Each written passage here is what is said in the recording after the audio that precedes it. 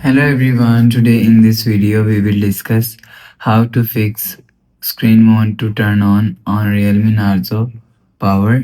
Let's start the video if you want to fix this problem. So if just restart phone, just click and hold side power button and you will see restart device from here.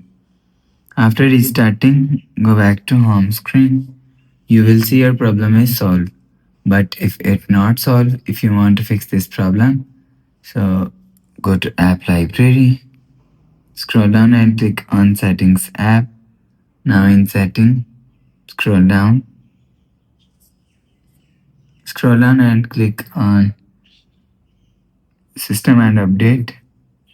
After click on system and update, click on backup and reset and click on reset phone and click on reset all settings. Enter your phone pin and click on reset. After click on reset, go back to home screen.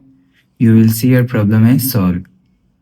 So if it's still not solved, click on settings app. Now in setting, scroll down to and click on system and update and click on backup and reset. Reset phone and click on factory reset.